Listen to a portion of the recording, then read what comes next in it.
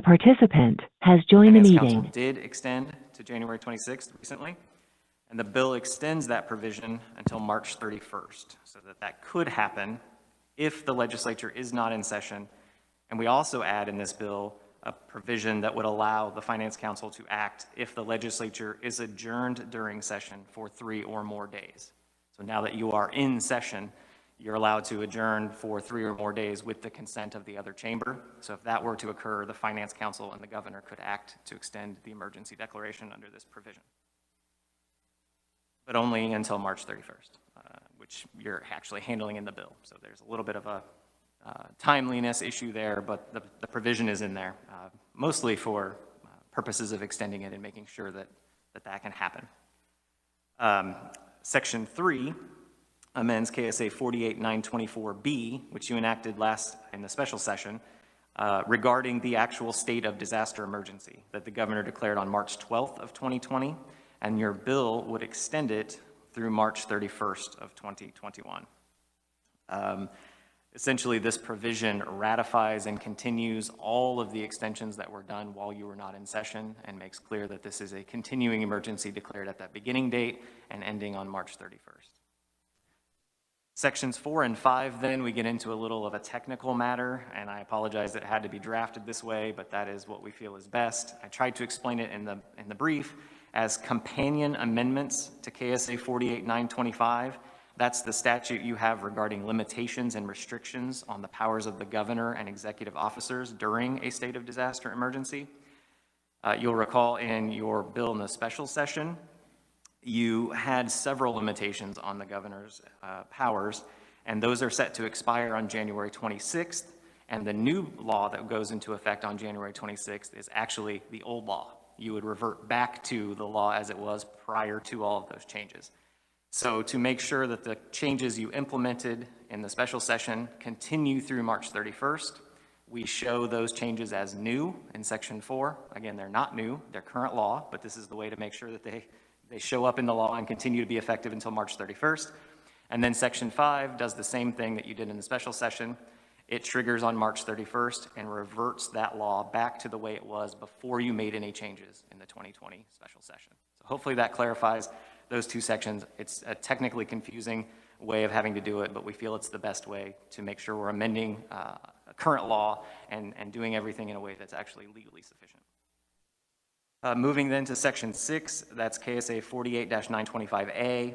That is the current provision you have that limits the governor's ability to order the closure or cessation of any business or commercial activity. I note that that provision is set to expire on January 26th and currently only applies to that business or commercial activity and limits the governor to 15 days of closure, subject to additional extensions by the Finance Council of periods not to exceed 30 days each. The change in the bill would extend this provision through March 31st, but substantially amend the provision to provide that during any state of disaster emergency related to this COVID-19 public health emergency, the governor cannot issue an order that substantially burdens or inhibits the gathering or movement of individuals or operation of any religious, civic, business, or commercial activity, whether for-profit or not-for-profit. So I've highlighted that language in the bill brief, drawn directly from the bill, and I'll highlight that is in Section 6 if you wish to look at that in more detail. Section 7 then gets into a couple of other provisions that are extensions only. 48-963, which is the expanded use of telemedicine in response to COVID-19, again set to expire January 26th, extended until March 31st by the bill. Section 8 is about the authorization of certain temporary emergency licenses in response to COVID-19, again expiring in January 26th and extended to March 31st. Then finally, on this healthcare service providers issue, licensed physician assistants, licensed advanced practice registered nurses, registered nurse anesthetists, and certain other healthcare providers can provide additional services through January 26th under the current law, and that is extended in this bill until March 31st.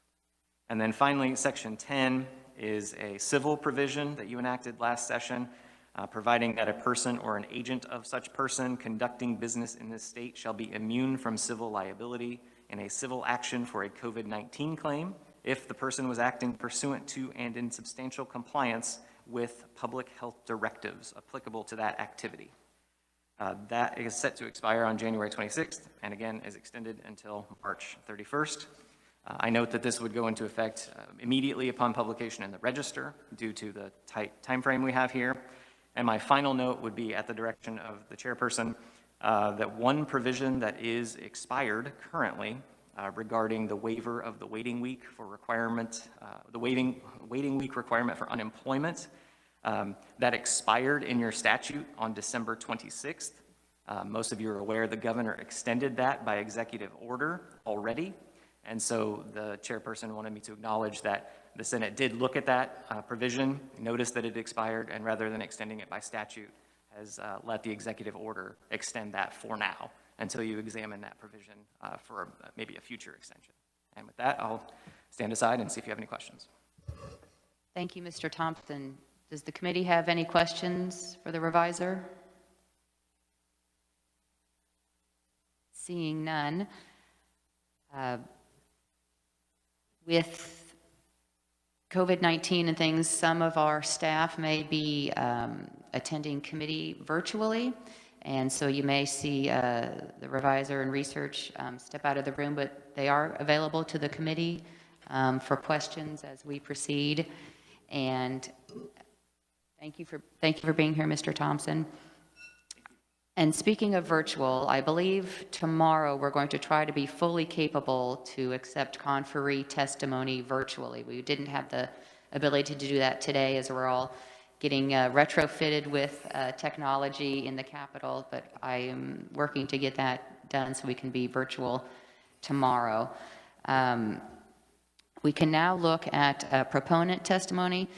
We have officially opened the hearing on Senate Bill 14, and we've got 9 proponent conferees signed up, and we're going to try to end on time today. So we're probably going to need to time folks just in the name of being out of here on time. So it's 10:50. My goal for committee this session is to start on time. My time is valuable, committee members' time is valuable, staff time, conferee time, and folks listening online is valuable too. So we're going to try to get started on time and end on time for everyone. It's 10:50. We have 9 conferees, so we can, if it's necessary, allow each conferee 5 minutes to speak. I think that'll allow us time to get through everyone. And if I could ask the Ms. Nelson to be the timer, and she'll show you when you have 1 minute remaining, which I think will suffice to let you all know that you need to start wrapping things up. Senator Haley. Will there be a second day? Have we received any, I see the proponents are neutral here. Has there been received any opponent testimony? Thank you for your question, Senator Haley. There has been no opponent testimony received in our office. If we do run out of time today, we do have on the agenda for tomorrow continuation of discussion of Senate Bill 14 if we need to do that. But the bill has been noticed, and we have not received any opponent testimony. We have included everyone on your agenda for today that we've received proponent oral, proponent written, and neutral oral. And we do have, I think, 2 that aren't on your agenda for the committee that came in late. Is that right? We have 2 to add, and they're written only, and they are Judy Swanson from the KC Chamber and Tom Pallas from Fuel Time. And they are just not typewritten on your agenda, but they are in your packet in your folder. Also, you'll find in your folder the bill brief, a copy of the Senate bill as well, and the written testimony is in your folder, in your committee folder. And a note regarding the fiscal note that that we'll be getting continual information about the fiscal note as it's received. Yes, the committee is aware that a fiscal note, as required, will be provided for each bill. The fiscal note is in your folder. Thank you. So with that, we're ready to start proponent testimony, and we have first up Mr. Eric Stafford from Kansas Chamber of Commerce. If you'll state your name and which organization you are from, we'd appreciate that, and welcome to committee. Thank you, Madam Chair and members of the committee. Good to be back in front of the Senate Judiciary Committee. My name is Eric Stafford, Vice President of Government Affairs with the Kansas Chamber. For Senators Baumgartner and Corson, it's great to spend a wonderful Tuesday morning with you. So hope you're doing well following Tax Committee. Appreciate the opportunity to speak in support. I'm sorry I didn't have Senate Bill 14 specific on our testimony. Testimony is really focused on three areas. The first one's the most important for you today, dealing with business liability. The later points, that's probably more the long-term discussion as we talk about Estrangement Act. Those comments that are listed under the bold headers of executive orders and due process, those were comments that we submitted this summer in the Economic Recovery Committee hearing as that group was talking about, or that interim committee was talking about changes to the Emergency Management Act. So just some overall comments there, since you guys are amending that, proposing to amend that or continue these provisions temporarily. So last year, really, as COVID took off in March of last year and the special session took place, we really worked diligently with partners in the healthcare community and attorneys representing the business community and the governor's office to get language that would be sufficient in providing some liability protections for businesses on both just the general liability, but also on the product liability side. And then ultimately, the legislature approved that language in June during the special session. Our preference would be to have that liability protection last forever. I think the indication from the second floor is that that's probably not acceptable, and so we would take whatever extension we could get, whether that's the end of the emergency declaration or just continuing, for a few months as this bill proposes to do over time until we can get a more long-term solution. But I think any extension of that liability protection that we can get as it's set to expire here in a couple weeks would be greatly appreciated from the business community.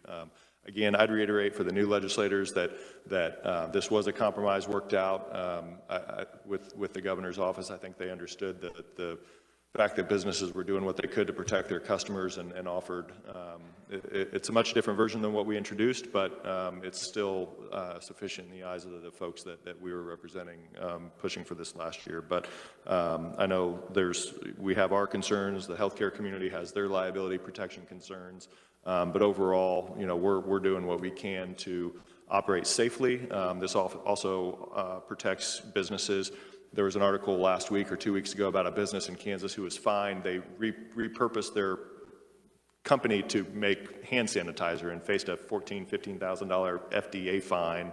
Ultimately got everything worked out. But, as they repurposed we had alcohol manufacturers making hand sanitizers, manufacturing companies making ventilators, and any sort of protective equipment that's needed, or that was needed, or is currently needed during the pandemic, as businesses in the private sector adapted, looking for just some protections, and thankfully that you guys last year offered that. So I'll close, save the rest of the time for everybody else. Be happy to answer any questions that you all have. But I think ultimately, as we look for what is the long-term COVID liability solution, I think answering that question, if you guys come to that later, would be just ultimately tying it to the end of the emergency declaration would be our preference.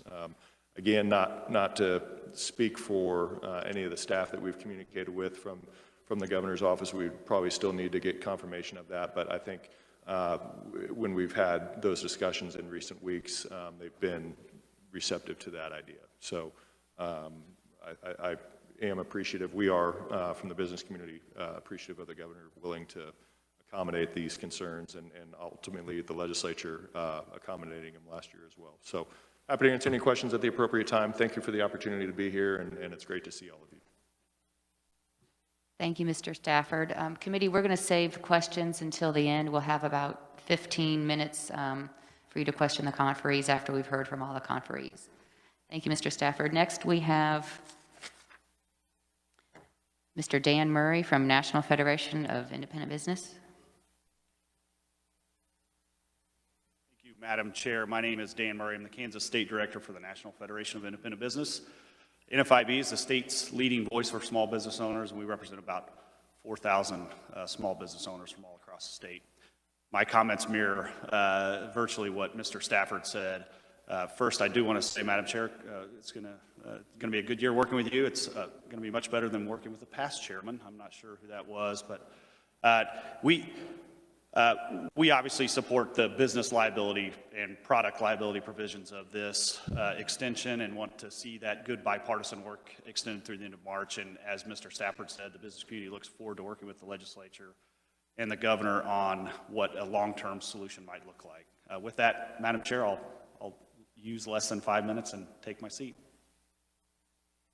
Thank you, Mr. Murray. Appreciate you. Thank you for coming to committee. And I do want to thank the immediate prior chair of Judiciary, who now gets, I don't know if it's a privilege or not, to serve as the vice chair with me of the committee, but I've got big shoes to fill and look forward to being a team to run the committee. Thanks for being here, Mr. Vice Chair. And next we have Mike O'Neill from Kansas Policy Institute. Welcome to committee. Chairman, and congratulations. No one's probably more happy about your elevation to the chairmanship than your vice chair. For the newbies, the asterisk, historical asterisk for me is, dubious as it may be, the longest serving Judiciary Chairman in the history of the legislature, and the only one who served 3 separate times as Judiciary Chairman. So I'm very proud of this room and the work that the Judiciary Committee on the House side and the Senate side does. In fact, I was sworn in as a lawyer in this very room, so it has very good memories. We're here today on behalf of a couple of my clients, Kansas Policy Institute and one of its affiliated organizations, the Kansas Justice Institute, who are both interested in this. Kansas Justice Institute, as some of you may know, has actually been involved in some of the litigation over some of the restrictions that have been put into place as a result of this pandemic. We understand that today is really not the day for the deep dive, that this is going to give you an opportunity to have some time, create a status quo situation from where we were prior to January 26th up to January 26th, and then have some time. My testimony is intended to sort of a preview of what we would like to see considered during the deep dive. And so for that reason, I'll be very brief. Certainly won't go into everything I put into the testimony. From a historical perspective, there may be a little bit of misunderstanding in terms of the power of the governor's office. The governor derives his or her power solely from the Constitution. And so in the context of the emergency orders, those emergency orders are not inherent powers in the Constitution, but they're actually powers that are delegated to the governor by the legislature. So the whole concept of dealing with the Emergency Management Act and the related powers of the locals is strictly a legislative function. And so it is very fitting that you would take this opportunity. As Winston Churchill once famously said, you should not waste a crisis. We're dealing with something that's unprecedented, but it is not something that we haven't dealt with in the past, and it's not something that hopefully we won't have to deal with in the future, but we may. And so having a permanent, this is a good time as any to take a permanent look at what the procedure should be in the future. Quick fix on 48.924 would be to marry the concept of what we do with executive orders, emergency orders in an animal pandemic and human pandemic. Some of you, and maybe you've already been briefed by staff, maybe don't know that there's two separate procedures, and actually the one for the animal contagions is actually a better process. It actually allows for those rolling 30-day emergency declarations subject to legislative oversight. So obviously the permanent fix would be to get those two procedures married together. We would also like to have you take a look at, we believe 100% that there needs to be legislative oversight. And I'll mention why in just a second. But right now, it's been, special session looked a little bit, or the legislature looked at LCC. We also have State Finance Council. The major, I think, legitimate pushback from those particular groups is lack of geographic balance. It may happen to be balanced, but it's usually not. And so actually creating a joint oversight committee for that very purpose that is more representative of the geography of the state, we think would be something that's good to look at. And then 48925 really does need to be amended because arguably, and the Attorney General, I don't know whether the Attorney General's on the list or not, but Attorney General and I both agree on this. There contains a constitutional defect in the way 48925 is worded, particularly the phrase that says that the governor can, by executive order, do things that have the force and effect of law. There's actually case law on that. The Fadley decision would question the constitutionality of the legislature delegating to the governor, even on a temporary basis, the power to amend laws. Now, that's easily remedied because you have the laundry list in 925, and certainly the governor should play a huge role in identifying the things that need to happen, but then ask the legislature or have the oversight committee be the final vote on how that gets done. This is not a policy recommendation we're making. It's actually a recommendation to make the law comply with the Constitution. And we certainly want the governor to have a full role in that, but we really do need to have this cleaned up. Very small item is session. The word session in the statute is kind of ambiguous. Do we mean sine die, first Monday or second Monday in January through sine die, or any time the legislature is adjourned for more than 2 days? Actually, you want it to be the latter in terms of the ability of this oversight committee to take action as needed during any time that the legislature is not in session. Board of County Commissioners need to be required to vote on every one of these orders rather than simply letting them go into effect. That's for transparency and to make sure that your elected body is taking action. Probably not a topic for this.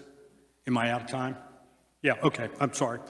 Everything else is in the testimony, and I'll be happy to stand for questions at the appropriate time. I think we're going to be back here doing this again sometime soon. You are correct, Mr. O'Neill. Thank you for your testimony. And the legislature does intend to do, like you had said, kind of a deeper dive on these issues. This is kind of a temporary, let's get past this January 26, 2021 deadline and then look at the more substantive issues, what we want to do as a legislature permanently. My husband would appreciate the shout out to Winston Churchill. He's a big reader of the gentleman. Next we have Scott Schneider, Kansas Restaurant and Hospitality Association. Mr. Schneider, welcome to committee. Chair and members of the committee, I'm Scott Schneider. It's been one heck of a year. We do support extending this, obviously, for the curbside and carry-out provision of the alcohol. That has been one way out of policy that actually has put $1 in somebody's pocket instead of the other way around. I was struck by 3 things this last year, and bear with me just a moment. The first one was the lack of restraint by our government. I'm not pointing fingers at which government because everybody can share a little blame in it. You know, these folks running are our neighbors, our friends, but I think the statutes need to get buttoned up because what we thought was a pretty good place to be, I think this pandemic's proven they're a little bit flimsy. The second thing that really has struck the restaurant industry is how disproportionate the harm has been to the hourly worker, the working poor, the independent businesses, and it's been hard for them to kind of understand why them and not them. Kind of the equal protection side of things has not been lost on them. And finally, I don't know if I was in a haze or what, but I found myself in about October thinking, man, we should have a permanent legislature because they're about the only people who can go solve these things. And I woke up from that haze, I'm like, that's the dumbest idea ever. But there was a moment when we're out of bullets to go fix some of these things. But the Restaurant and Hospitality Association waived fees for any new member, waived insurance premiums for the participants in the workers' comp fund, and has worked harder, chasing these governments around and trying to educate as best we can and accommodate and comply. And it's just been a never-ending thing this year. And so creating a little better rudder on this, I think we would definitely support. The reason this carry-out thing is needed is because the market's changed. The customers' behaviors have dramatically changed. Government's kind of coached them into how we move and how we stay away from each other. And the carry-out and the delivery, which we'll have a bill later in the session on, is something that's going to be with us forever. So I'll stop with that, but I wanted to say thank you for giving me the opportunity to come talk. Thank you, Mr. Schneider. Next, we have Amanda Stanley from League of Kansas Municipalities. Welcome to committee. Thank you. Like you said, I'm Amanda Stanley, General Counsel for League of Kansas Municipalities. Thank you for the opportunity to provide testimony. The last 10 months have produced numerous challenges for local governments, and unfortunately, the challenges never seem to stop as our state faces continual COVID-19 spikes. Right now, things seem very uncertain, but there is a vaccine and hope on the horizon, but there's still several months to go until we get there. So cities are struggling, but persevering and innovating, and even in the midst of a pandemic, are working tirelessly to provide services needed by their citizens. During the special session, House Bill 2016 did numerous things for cities that we appreciated. One of the biggest was providing the legal certainty about the successive emergency proclamations. We appreciate that Senate Bill 14 continues to extend the disaster providing necessary legal certainty until March 31st. One of the other most important provisions for cities was the Liability Protection Act. By including cities as a covered person, cities were more accurately able to assess their legal liability as they opened municipal courts and city halls, parks, pools, playgrounds, dealt with endless softball arguments. So essential public safety risks were helped mitigated by the liability protection. So I appreciate the extension of this as you take a more comprehensive look at the Emergency Management Act as a whole. Also, we have heard from urban and rural communities that they appreciate the telemedicine provisions that are set to expire that help provide necessary public health during the pandemic, especially in our rural areas. So after almost 50 years, it's always appropriate to revisit laws like the Kansas Emergency Management Act as a whole to ensure that it continues to meet the evolving needs of our state. But that process needs careful study, and this bill gives you time to do that. Cities are ready to participate in that dialogue, but we appreciate you taking this proactive step to help give you the time necessary to consider what further changes might be needed. And I'm happy to stand for questions at any time. Thank you, Ms. Stanley. Appreciate that. Next, we have Rochelle Colombo, Kansas Medical Society. Welcome to committee. Good morning. Good morning, Madam Chair, members of the committee. I am Rochelle Colombo. I'm the Executive Director of the Kansas Medical Society. I'll be very brief in my comments today, as the portions of the Emergency Management Act that most directly affected physicians are not addressed here in Senate Bill 14. Those did not have a calendar expiration date, but were the focus of our involvement in House Bill 2016 as it was originally passed. We do, however, support the business liability provisions that are included and would suggest that it be contemplated whether those two might be tied to the emergency declaration rather than a calendar date. As for the rest of the provisions extended here, I'm standing before you as a proponent. We understand it's very important to extend the the government's response to COVID-19 and to have a plan after January 26th, even though our pieces are not affected in this. However, some of these other provisions, those relating to emergency temporary licenses, telemedicine, and allowing for unrestricted scope for mid-level providers, have not been, in our opinion, matched up in a consistent way with existing law. Some of those provisions aren't necessary, which I believe the Board of Healing Arts will speak to. The emergency temporary licenses, there's two different avenues, one established through this bill and one that was already put in place in response to COVID. Additionally, we support having as many healthcare providers respond to COVID-19, but their practice is not limited only to COVID-19 response in this bill. And so, as has been said by some other conferees, when you begin the work of doing a deeper dive on some of these provisions and considering how they might be further extended or cleaned up so that they really are specific to COVID, we would love to be involved in that process and appreciate the work of the committee. Thank you. I'll be happy to stand for questions. Thank you, Ms. Colombo. Next, we have Audrey Dunkle from Kansas Hospital Association. Welcome to committee.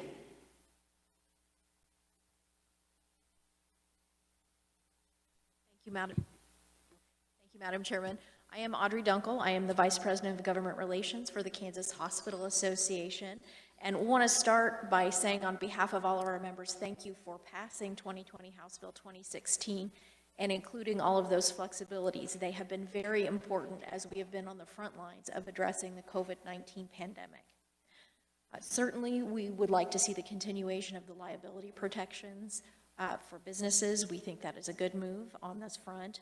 The telemedicine flexibilities have been very important for us because we know one of the things, when we talk about what's happening with COVID, it's staff, stuff, and space are really the big three, and somebody coined that several months ago, but those are the issues that we pay attention for.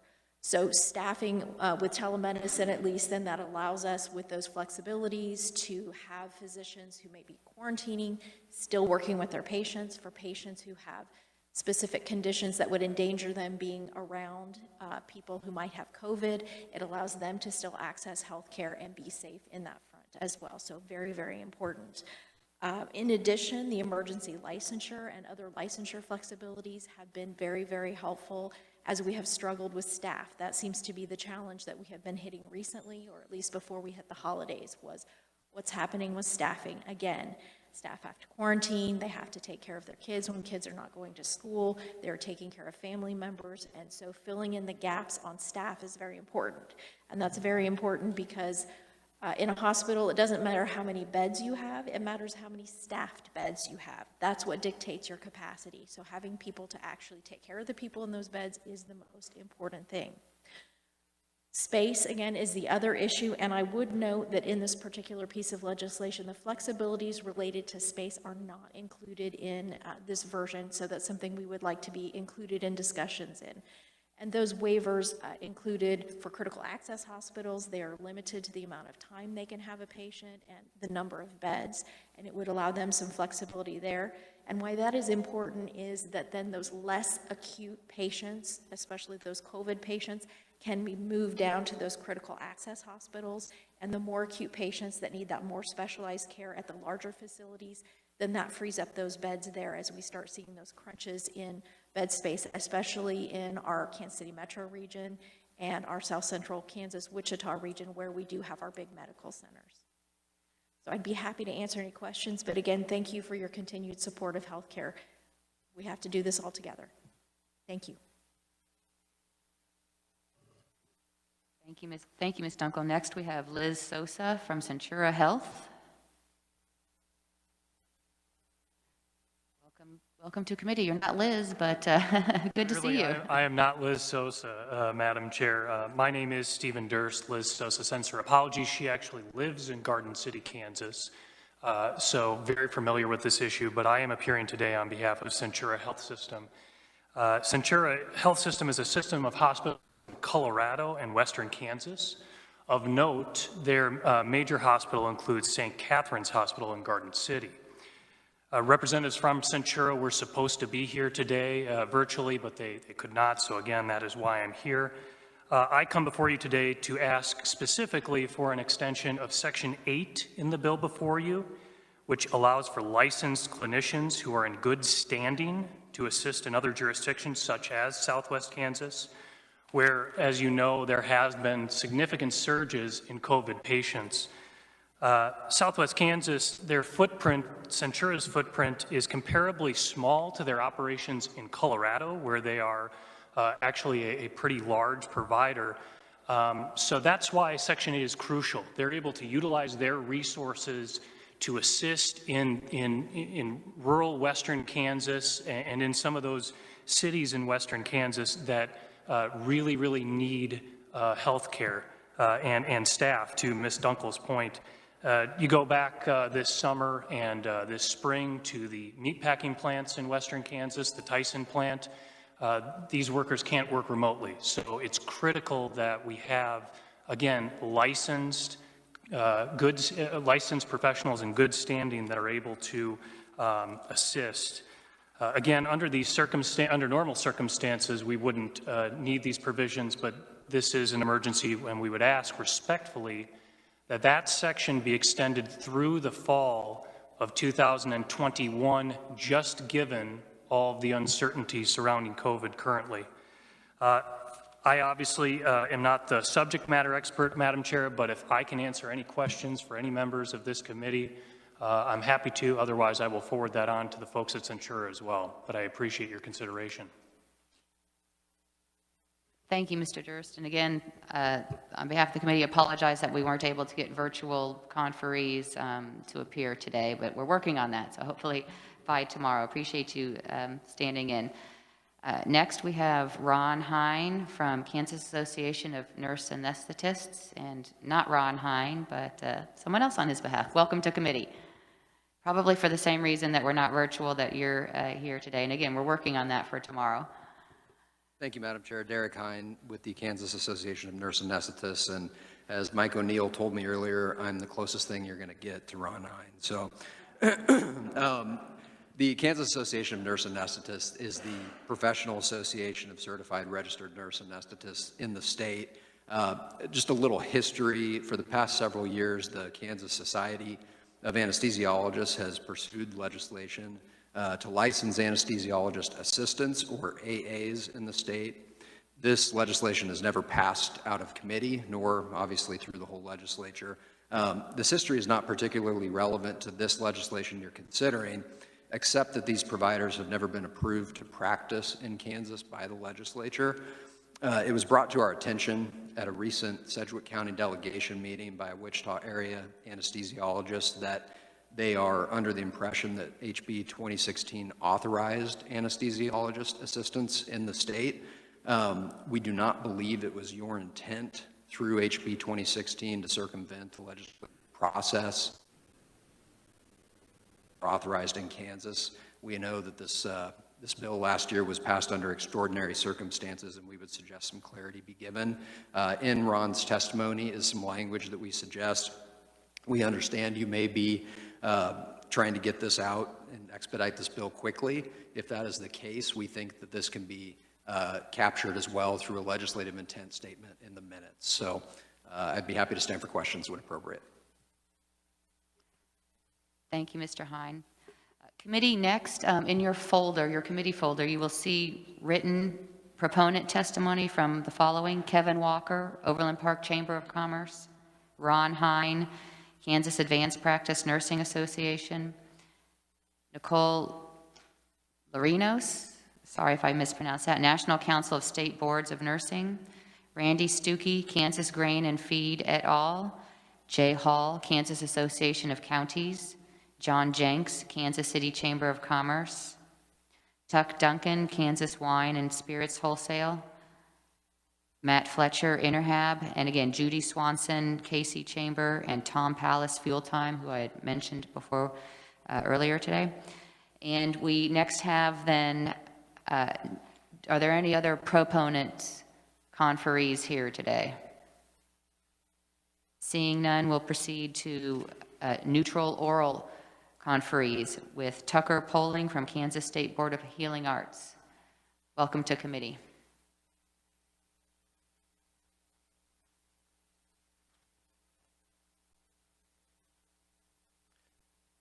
Madam Chair, members of the committee, my name is Tucker Poling. I'm the acting executive director of the Kansas State Board of Healing Arts. I have submitted written testimony for you all, and I agree that your time is very, very valuable, so I won't repeat everything that's in my written testimony. I will note as a housekeeping matter at the outset that in my written testimony, the sections that I refer to are sections in HB 2016. It was before I had access to SB 14. So when I refer to, in my written testimony, Section 23, I'm referring to Section 9 in this bill.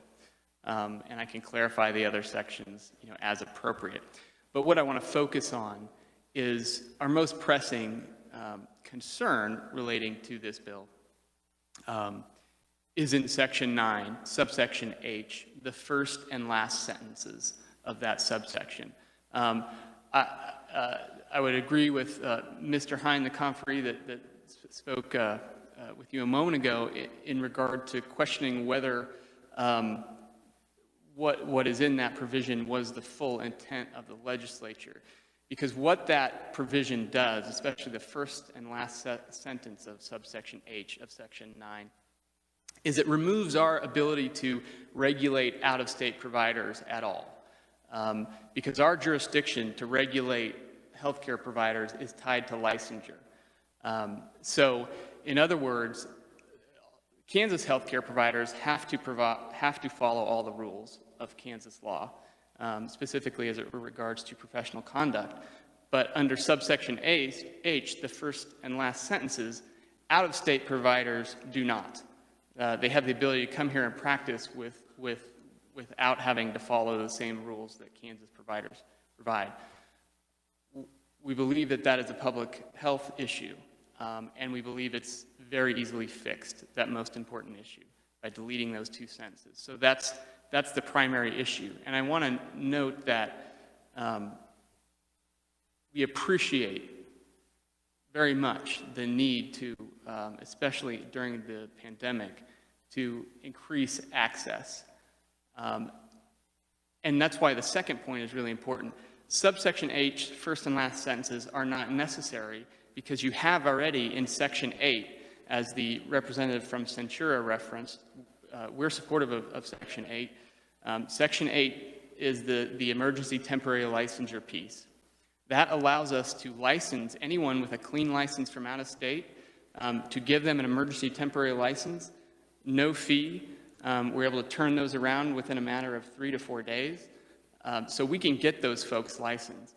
What that does, it allows us to bring them under our jurisdiction. So if something happens and that provider does something to one of your constituents, and you call me and ask about, what are you doing about Dr.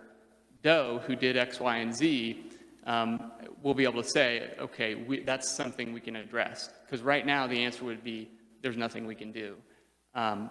So under subsection 8, it's really not necessary. Also under section 7 of SB 14, that's the telemedicine piece.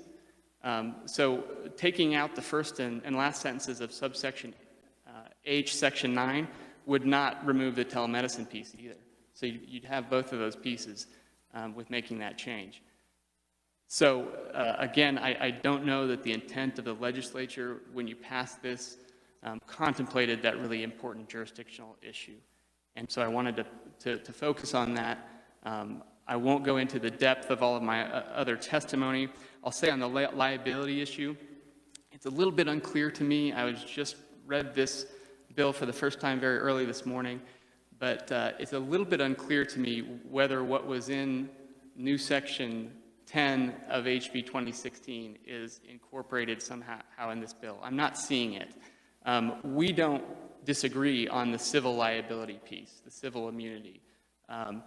What we had the issue there was some language in HB 2016 new Section 10 that could be construed to basically give immunity to any provider from our laws, from our professional responsibility laws, by just saying this was related to COVID. So for example, I can't go into the details of complaints or investigations under the statute, but for example, if you have a provider who is publicly telling patients, don't go see your doctor, don't go to a hospital, come to me for some massage treatment for COVID, and I can take care of you, and you're more likely to die if you go to your hospital or your doctor. Under that liability piece that relates to administrative actions, that could be used as a defense from us doing anything against that provider in a licensure action.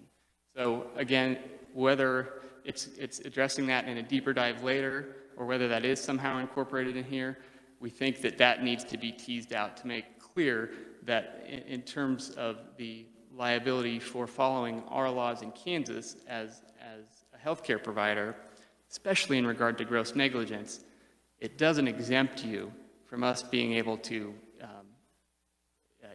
limit or even revoke your license if necessary to protect public health. And I'll stand for questions at the appropriate time, Madam Chair. Thank you, Mr. Poling. Are there any other neutral conferees here today? There is one. Yes, please step forward and state your name and where you're from. Thank you. Welcome to committee. Thank you. I appreciate the offer to join you today. My name is Zach Pastora. I'm the proud lobbyist for the Kansas Sierra Club, a group of 5,000 Kansans who are dedicated to the great outdoors, and I'm honored to be before you. I have a full speech, but in the sake of time here, getting out on time, I just have a few comments about today's bill. Specifically, I want to emphasize that our concern is not about the substance today of the bill, but about the process, and specifically draw concern that we had less than 24 hours notice for the public to engage in the process today.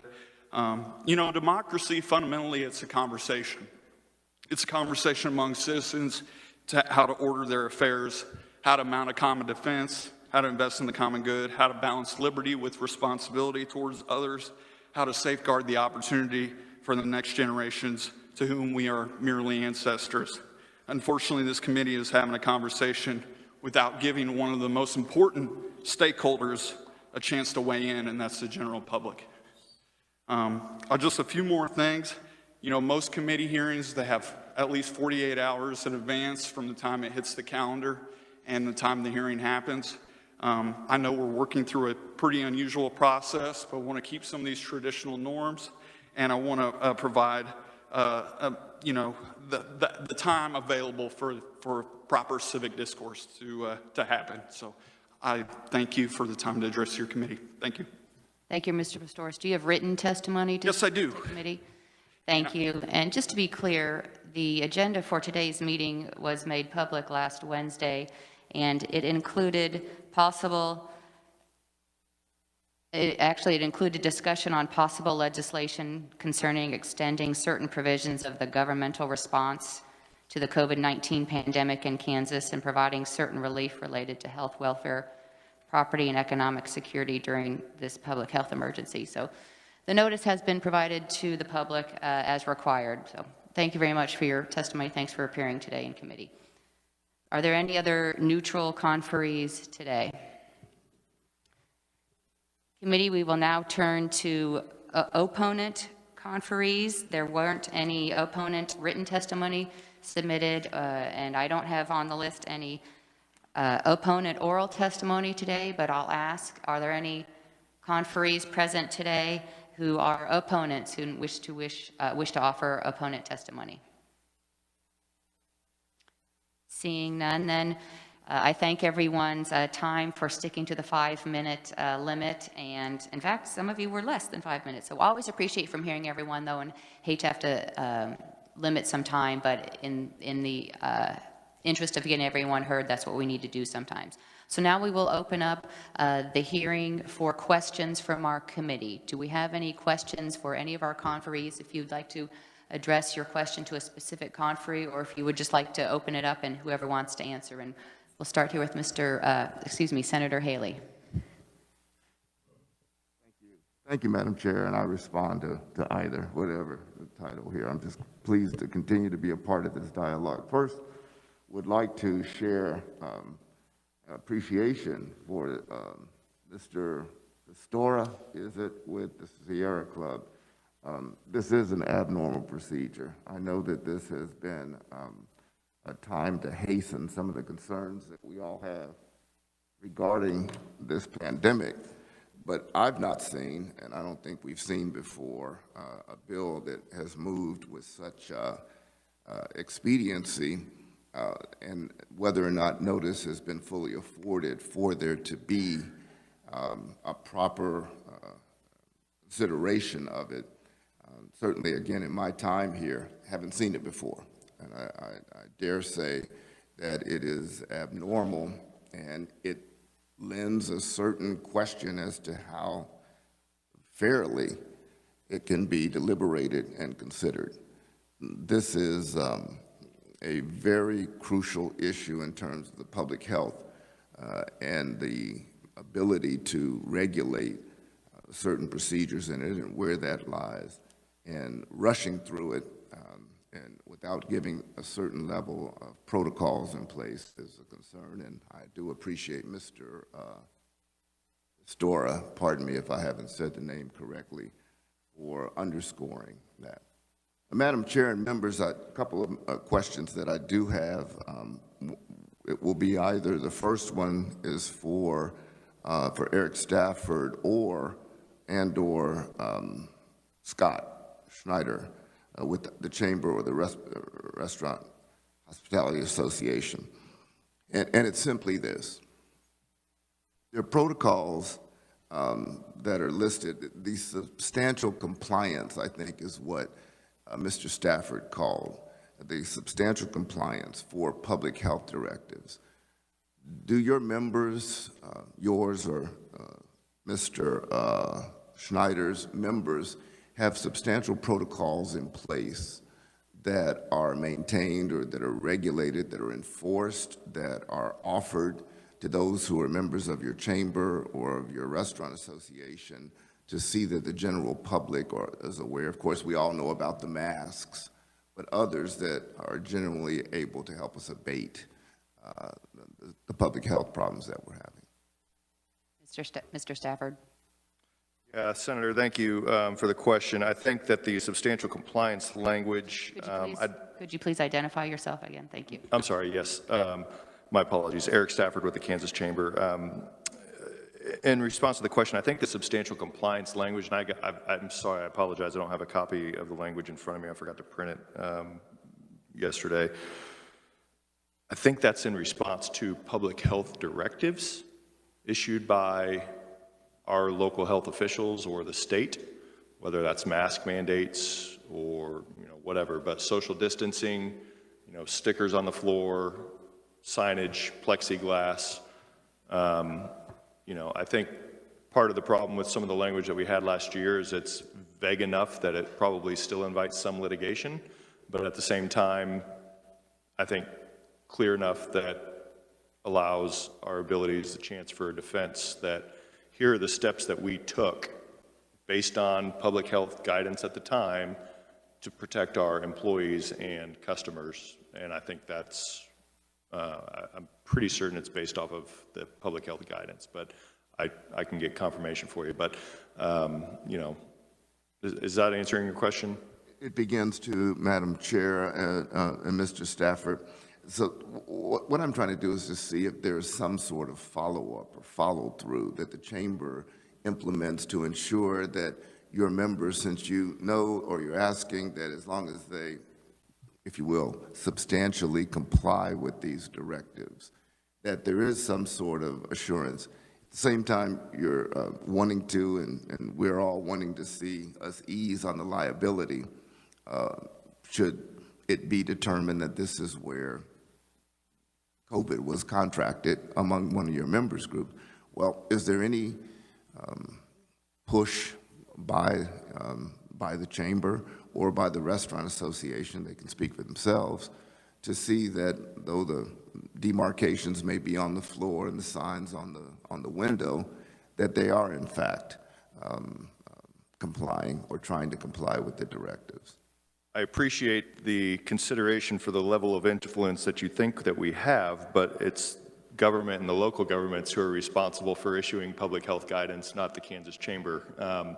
And so, you know, we're responding to what public health officials are directing based on their knowledge and thoughts of the best ways to protect Kansans from the virus. So I think it's more responsive to, and obviously from our organization, I'm sure the Restaurant and Hospitality Association the exact same way. We then take that information and disseminate it to all of our members. You know, our communications team, I couldn't praise them enough for the emails. We sent out daily emails, still do as needed, but summarizing what each county's doing, what are mask mandates, hours of operation for restaurants that have been forced to close because, you know, it's a bigger risk to catch COVID after 9 o'clock than before 9 o'clock.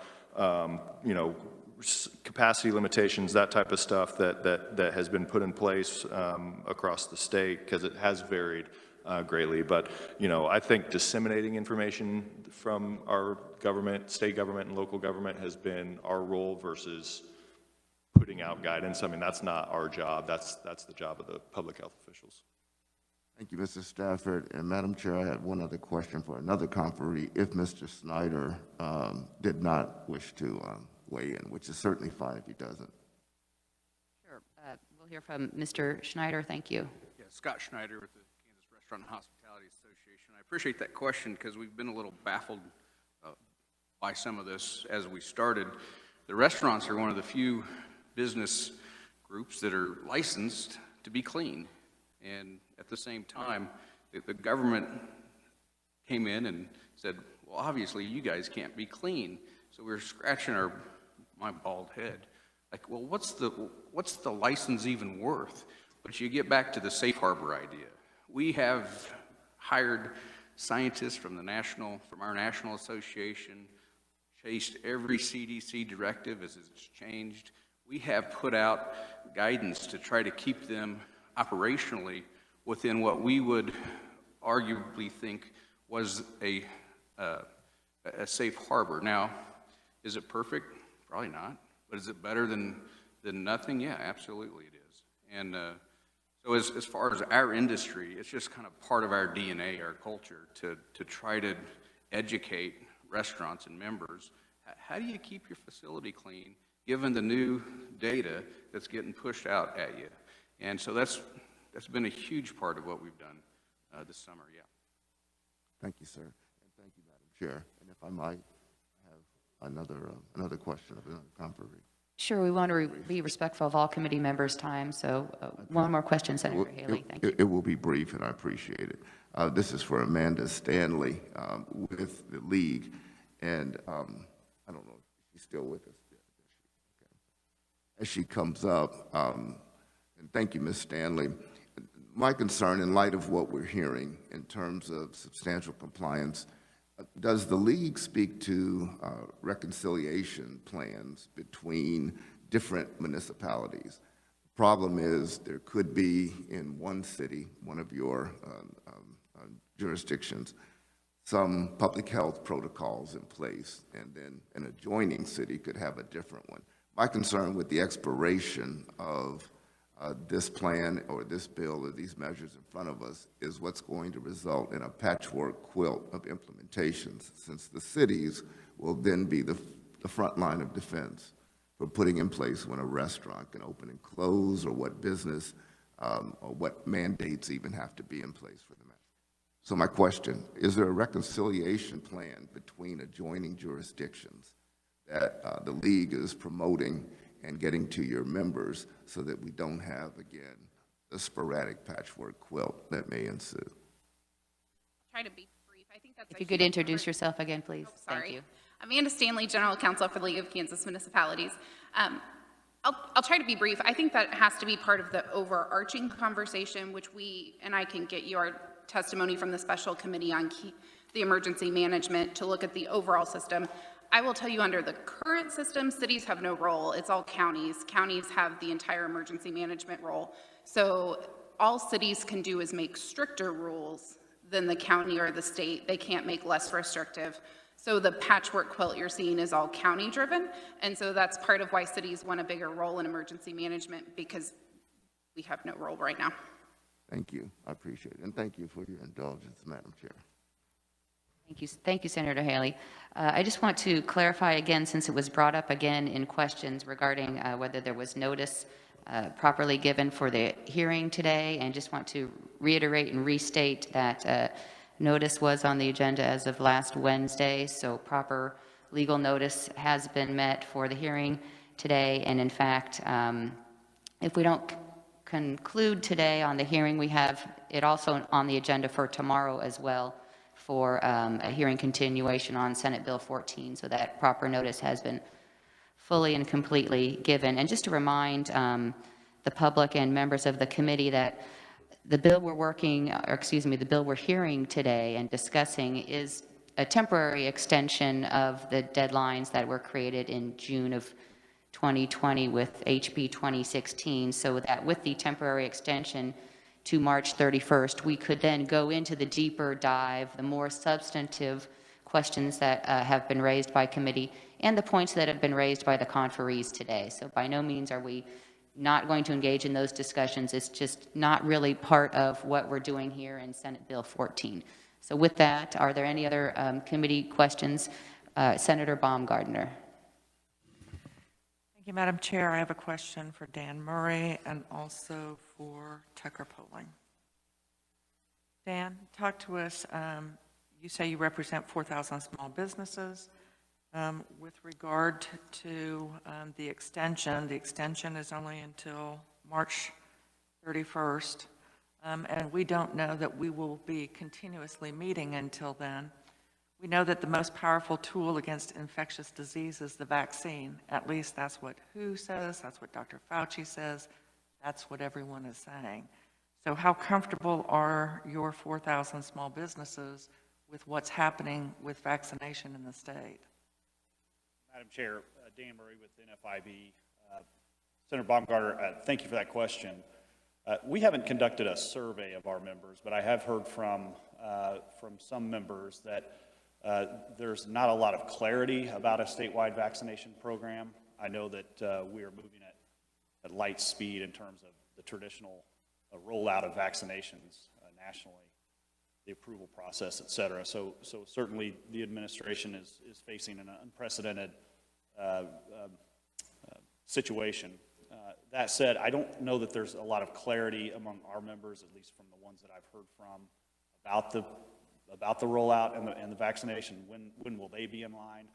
We have heard a couple members who have some consternation that the prisoners are getting vaccinations before frontline retail workers, and I'm sure I want to speak for Mr. Schneider, but the restaurant and hospitality, the retailers that are in our grocery stores, et cetera. So some of those kinds of things I've heard, and maybe the intent isn't that, but there's just not some uncertainty among our members.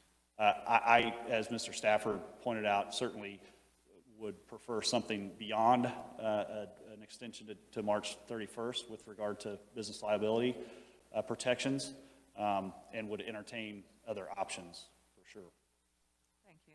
Madam Chair, my two questions for Tucker Poling. Is he here?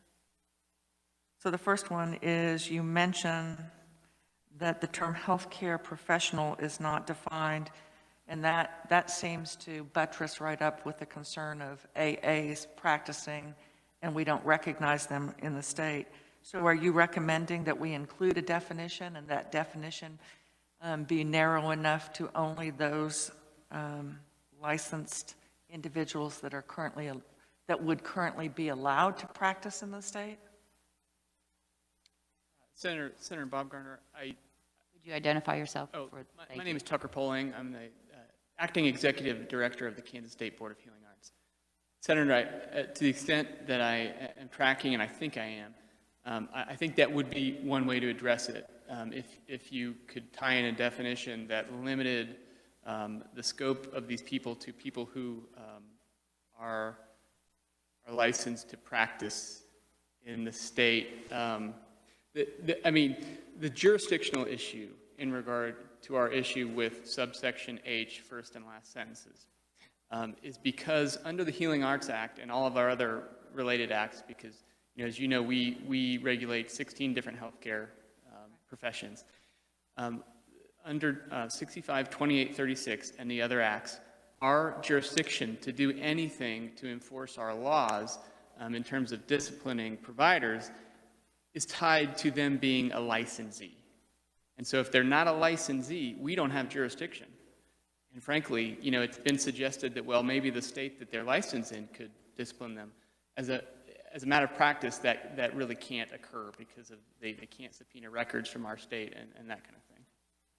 Okay, that leads to my second question. So who would know how many out-of-state practitioners are now practicing in the state of Kansas? I have no way of knowing that, and that's one of the problems. If you ask me how many out-of-state practitioners are practicing in Kansas, my answer is I don't know, because they don't have to tell anybody. They have to practice somewhere, however, don't they? So would the hospital association know? Who would know? That might be one good source of information, but under subsection H, first and last sentences, any provider can practice in Kansas. They just have to be licensed in another state. So they could practice anywhere. They could be in a strip mall that's not in one of, you know, a KHA member, for example, not regulated by the KDHE under 925, for example, or 425, excuse me. So we just have no way of keeping any track on those people. And I question whether that was the legislature's intent. From my discussions with, you know, some legislators, when HB 2016 was originally passed, I got the feeling that there was not an appreciation that we would not have any ability to regulate any of these folks, and they would be operating under different rules than our Kansas providers. Thank you, Madam Chair. Thank you. Any other questions? Senator Thompson. Thank you, Madam Chair. I would like to hear from the medical community on this one. I don't know how widespread this is, but I've had a couple of instances that patients were waiting to get into a medical facility, waiting to hear their test, whether they were positive or negative. I had one acquaintance 2 weeks ago who was waiting in the parking lot to get notified of the situation. They ended up telling him to go home and come back when he felt worse. He went home and died. My concern with extending liability, and I understand, what assurances do we have from the medical community that we are accepting these patients whether or not they are testing positive for COVID, and that we're not, putting too much restriction on patients to have access to medical care just because they have COVID? And I would just be happy to hear from Ms. Colombo. Thank you, Madam Chair. Rochelle Colombo, Kansas Medical Society. This is a good question, and of course it's not addressed here in Senate Bill 14 because that's the underlying provisions that were established in House Bill 2016, and I think it would probably be appropriate to hear from Ms. Dunkle as well because there are different scenarios involved. The liability protections that were included did two things. They addressed two things: care that was related to COVID and care that was delayed or altered because of COVID. And I think your concern is one that was brought up initially and is going to be important moving forward.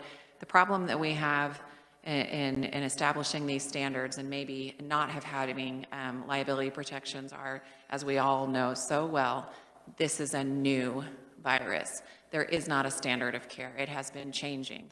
And it's a frustration for patients. Certainly it's a frustration for businesses, and it's a frustration absolutely for the medical community as well. because it has not been known. Obviously, the way it was treated in March is different than the way it is treated today. It is ever evolving in the tools that we have as well as the information we have. And so to hold a physician to a standard retroactively that did not exist at that time, simply while it might provide some recourse or some comfort for patients, would not be fair as an understatement, because the standard has been changing. So while that is a concern, it also takes into account, or it has to take into account, facilities, as Ms. Dunkle said, it's not the number of beds they have, it's the number of staffed beds that they have. So there are a variety of reasons why at given times facilities either can't maybe accept a patient who at that time is not presenting in a way that is going to put them in an ICU bed or beyond. And so, yes, they're seeking that medical care. Also, and I think this can be spoken to by other individuals, the treatment depends on the nature of that viral load and what's happening at that time. So sometimes a patient, needs to be put on a respirator and they need to have fluids, et cetera, et cetera.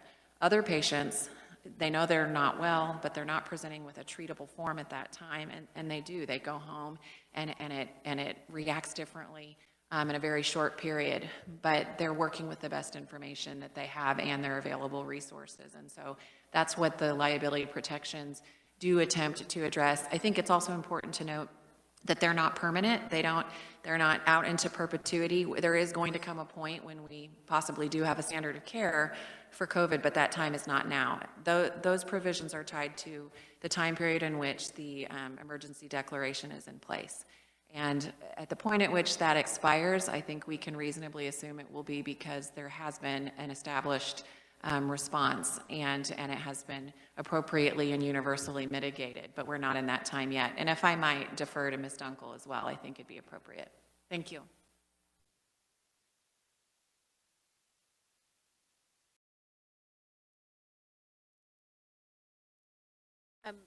Ms. Dunkle, will you introduce yourself again, please? Thank you. Thank you for the reminder. I am Audrey Dunkle. I'm the Vice President for Government Relations with the Kansas Hospital Association. So while I agree with what Ms. Colombo did share with you, maybe give you a little bit more detail on facilities as opposed to going to your physician's office. First of all, it's important to know that hospitals are subject to what's called EMTALA, the Emergency Treatment and Active Labor Act, which means if you show up at our hospital seeking care, we have to stabilize you and determine what is the appropriate care. Now, we know people do use our emergency rooms as their primary care in some cases, which is not the appropriate level of care for an emergency room. In the case of COVID patients, if they present at our hospital, Ms. Colombo was correct, there are some who do not need to be in the hospital. They need to be monitored, and our hospitals do that and check in with them, but they don't have a level of care that requires them to be in the hospital. Some of what you're referring to is some of the challenges that have been experienced by our hospitals, that they have a COVID patient in their hospital, or quite honestly, a non-COVID patient, but needs to be transferred somewhere else, and it's taking hours to get them transferred because they have to find a bed, an appropriate bed in an appropriate facility, and some of those people are having to go out of state. There are some resources that have been made available by the state to assist in that process, so we're finding that timeline it's taking a lot less time. But in the case of that patient is not going to be then released on the street when they need a hospital bed. They may not be in the optimal situation as they wait for a bed in another facility, but they're not going to be turned away from hospital care that they need. Does that answer your question, sir? Yes and no. And I understand there's no way to possibly legislate every possible situation, and we don't. I'm not one who wants to put the clamps on your ability to be able to do what you need to do your jobs. I guess what I'm looking for is some assurances that these patients who present are at least looked at and evaluated. In this particular person's case, he never got evaluated, and had he been evaluated, might have been able to mitigate the situation. So I guess what I'm looking for is just putting a shot across the bow for, you know, hey, these situations are happening. We understand you're in a tough spot. We don't want to have to write legislation to this degree, but that's one concern I have about extending liability. That's just my comment, Madam Chair. Thank you. I appreciate your response. Thank you, Senator. Thank you, Ms. Dunkle. I have committee, it's approaching noon, so I want to keep us on time, get us out of here time for conferees and staff as well. I have one quick question, however, for Mr. Tolling. I'm sorry, Mr. Polling from the Kansas State Board of Healing Arts. If you have any information regarding any known complaints about out-of-state practitioners related to their practice in Kansas during the declared emergency? Do you know if there have been any complaints filed or litigation? I don't have that info. I don't have Tucker Polling, acting executive director of the Kansas State Board of Healing Arts. I don't have that information for you here today. The reality is that they can't file a complaint. I mean, we don't have jurisdiction. So if it's an out-of-state person who is not going through the temporary emergency license process, we can't file a complaint because there's no jurisdiction. And just to kind of clarify a response that I gave to Senator Baumgardner, to be a little bit more precise, you asked about do we know how many of these out-of-state providers are here? We don't know how many are here under that subsection H, first and last sentence. We do know how many are here under the emergency temporary section, which is section 8 in this bill, because that is a controlled process. So then that number is a total of 201. I checked before I came over here that we've issued 201 emergency temporary licenses to out-of-state providers. Again, very quick process, just have to be licensed, and that allows you the ability to have those providers here. And so I apologize, Madam Chair, I gave an incomplete answer and I wanted to clarify that. Always appreciate the clarification. Thank you very much, Mr. Polling. With that, committee, we do have on the agenda for tomorrow hearing continuation on Senate Bill 14. So if there are other conferees who want to provide or submit testimony for tomorrow, they're welcome to do that. Excuse me. We do need that by the end of business today, which would be by 5 p.m. today, so that we can make sure we get that into committee by tomorrow at 10:30. So with that, we will have hearing continuation on Senate Bill 14, and we will adjourn today. Thank you very much.